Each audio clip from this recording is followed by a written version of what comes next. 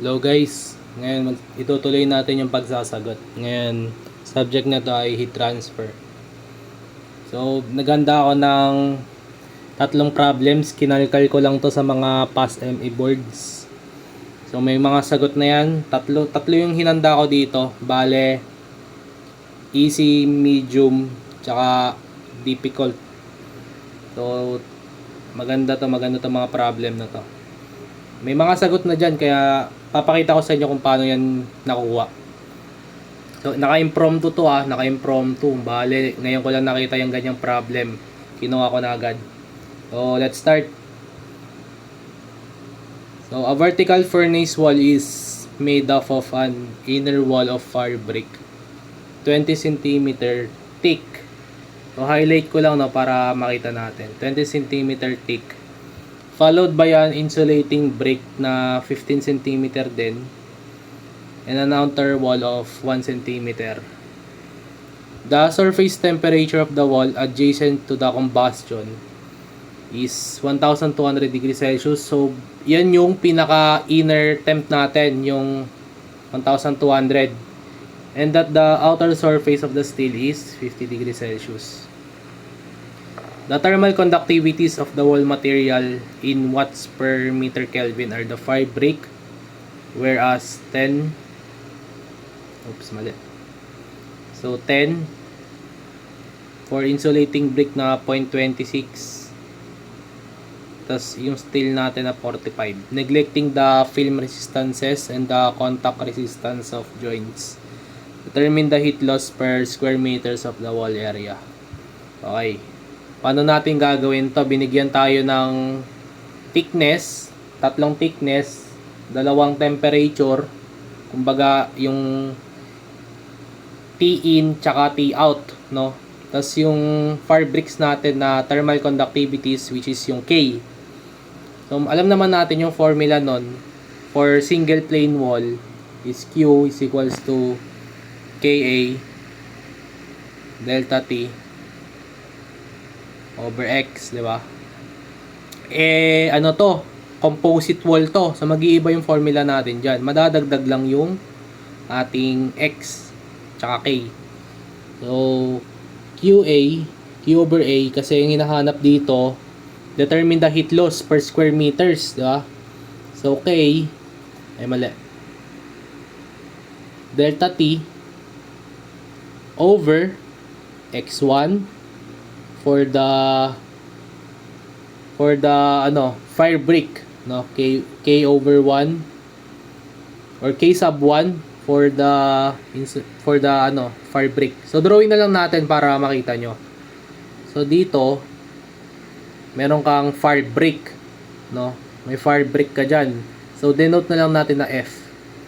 Tapos sumunod meron kang insulating brick na pinakagitna mo, tas yung pinakadulo mo is yung outer wall na steel.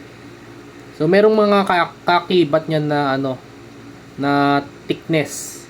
So sa fire brick meron kang 20, sa inner brick na or insulating brick 15. Tas sa steel natin meron kang 1 cm. Tapos yung temperatures natin nandito. So, inner temp natin or yung T ambient is 1200. And yung T out natin ay 50. And yung K natin for fire break, no, 10. And yung K natin, ito yung X.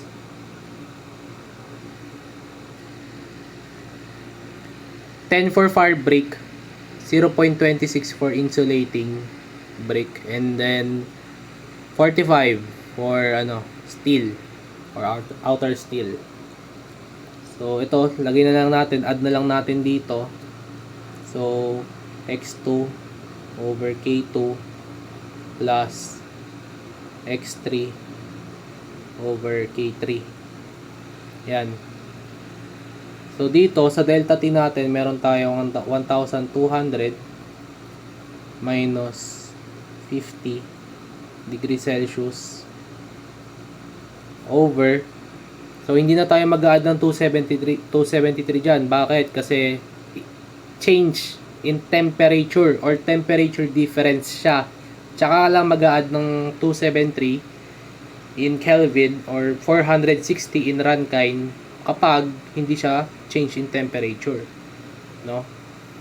So, lagay na natin yung X1. Ano bang X1 natin? 'Di ba ito?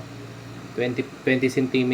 So, gawin na nating meter kasi yung mga choices natin dito naka meter squared, hindi naman naka centimeter squared. So, 20 cm, ilan yon? In meters. So, 0.2 meters divided by K1 na 10 plus. So, yung 10 natin, anong unit yan? So, watt per mK. Yan.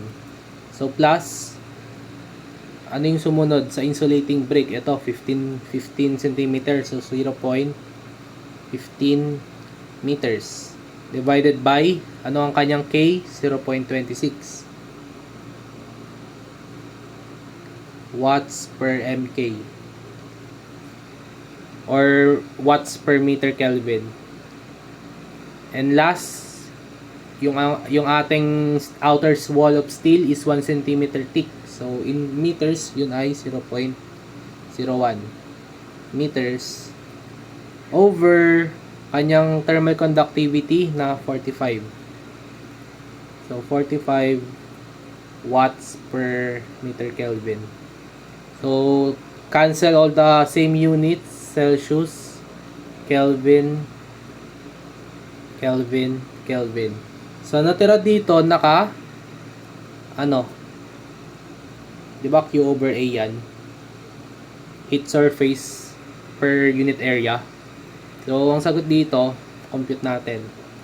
So, dapat watts per square meters to. Di ba? So, watts per square meters yan. So, solve natin. 1,200 minus 50 divided by 0.2 10 plus 0.15 0.26 plus 0.01 divided by 45. So, meron kang 1925 0.829 watts per meter squared. Eh dito, sa ating choices, kilowatts. So, divide natin ng 1,000 kilowatts. In 1 watt, meron kang 1,000 kilowatts. So, magka-cancel to. Hindi, mali. Hindi, tama. 1,000 watt pala yung nasa baba. Sorry, my bad. Dali tayo, guys. So, 1,000 watts, 1 kilowatt. Yan. Baliktad ako. Yan. So, divide na natin ng 1,000. Divided by...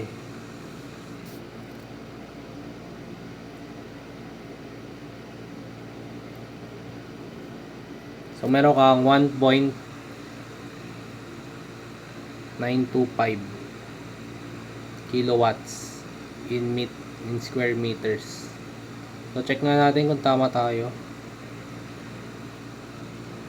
Yun, tama tayo. So, letter A yung sagot dito. So, next, moderate naman.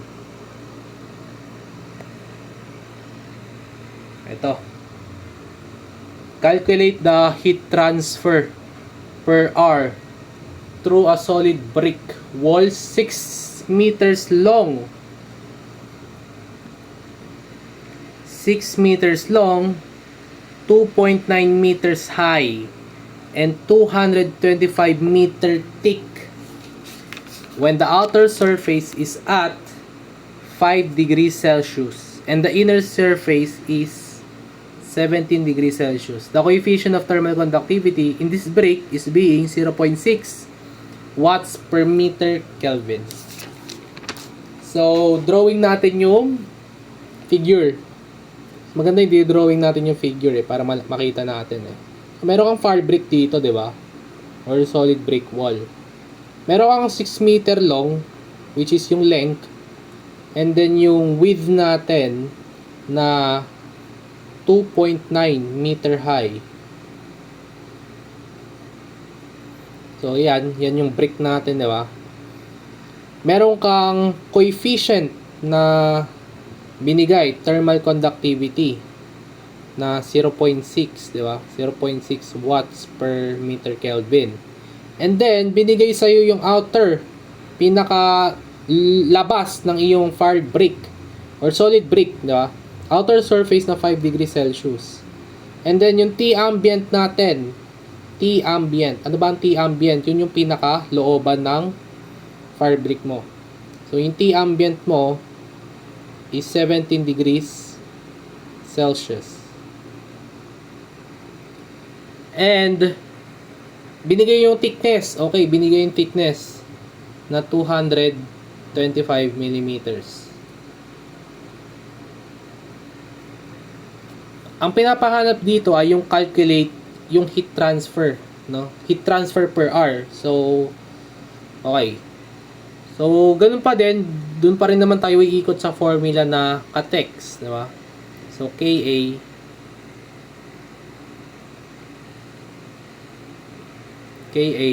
delta T over X.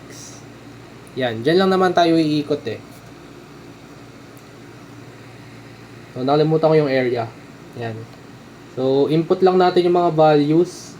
So, Q is equals to K na 0.6 watts per meter Kelvin times yung ating delta T na 17 minus 5 degrees Celsius, and yung area natin, ano binigay na area?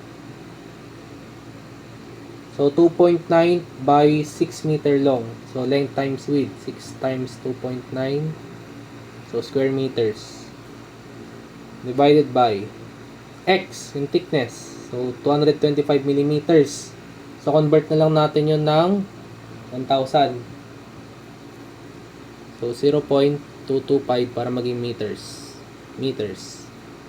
So, calculate natin. Ilan yan? 0.6.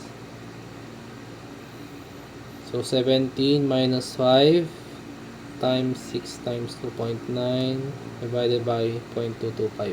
So, meron kang 556.8. So, anong unit? So, cancel natin yung meter. So, meter is square meters. Celsius, Kelvin. So, watts ang natira.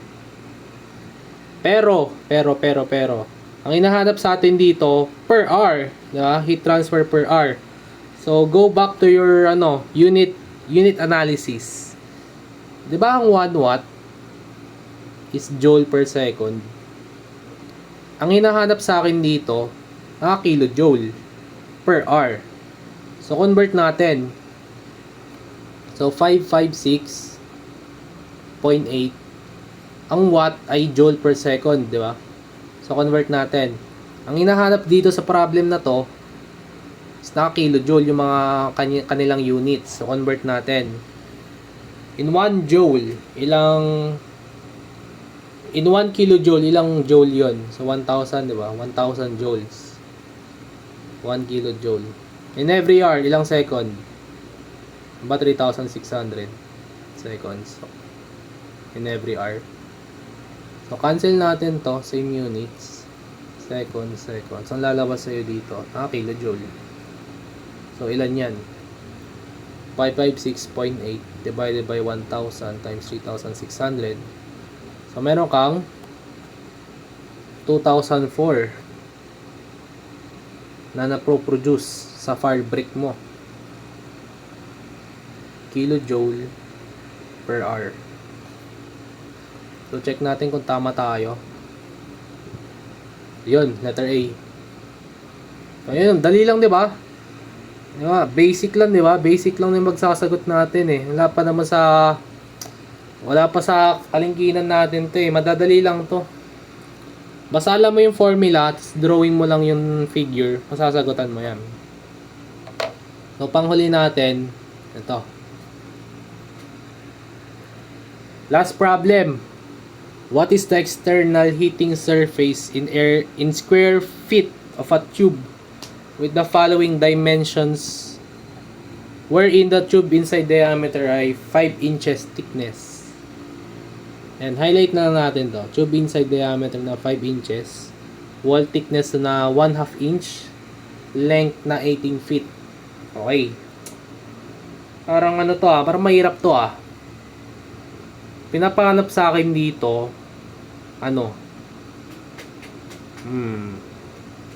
wait lang, drawing natin. So, diameter ang binigay sa atin dito, di ba? So, ano ba ang diameter? So, naka-pipe yun. So, drawing lang ako dito. So, naka-pipe yan. So, meron kang pipe dito, pipe na isa.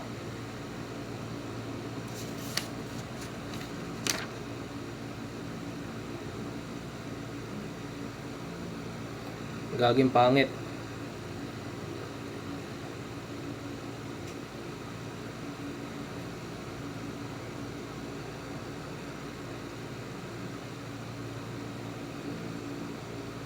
Ayan. Diba? Ang ganda, diba? Ganyan ang drawing, diba? So, binigyan ako dito ng inside diameter. Binigyan ng inside diameter na ilan yan? 5 inches. And then, thickness na 1/2 inch. Lagay na natin ng 1/2 inch. Yan yung thickness natin. Ito yung DI, inside diameter. Okay. And then, yung length natin dito ay 18 feet. Ay, hindi, mali. Tama ba? Okay, 18 feet.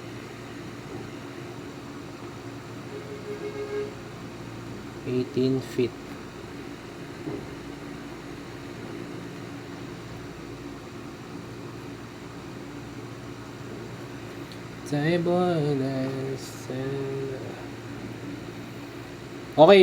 Ayan, kompleto na yung natin dito, yung figure natin. Ang hinahanap sa atin dito, yung external heating surface. So, DO, di ba? Outside diameter. So, paano natin gagawin yun? Di ba ang area, ang formula niyan, pi dl, di ba? Pi dl kapag tube. Ang hinahanap dito. Paano naman pag pag radius ang binigay sa'yo? So, 2 pi RL. Diameter ang binigay sa akin. So, ito yung gagamitin natin, pi dl. So, input lang natin yung value. So, may area tayo na pero wala tayong DO. Paano natin gagawin yon? Binigyan ka ng thickness, binigyan ka ng DI, masusunod natin yung DO, di ba? So, paano natin gagawin? So, DO will be, add mo lang tong dalawa, DI plus, since dalawang thickness to, 2T. Yan. So, DI will be 5 inches plus 2 times 1/2. Ilan yan? 5 plus 2 times 0.5. So, meron kang 6 inch. So, masasolve na natin dito, yung DO. Kasi hinahanap sa atin dito, external, hindi naman internal. So, DO to. DO. So, area will be pi 6 inch. So, in every inch, meron kang 12 feet. So, nakapit na yan. Yung length natin, 18. Ito, nakafit yan nakafit to. So, magiging area natin will be nakafit squared. So, pi 6/12 times 18. So, meron kang 28 feet squared. So, check natin kung tama tayo. So, yun, letter D. Diba? Basic. So, yun lang naman, no. Bibigay pa ako ng mga problems patungkol dito sa i-transfer. So, yun lang.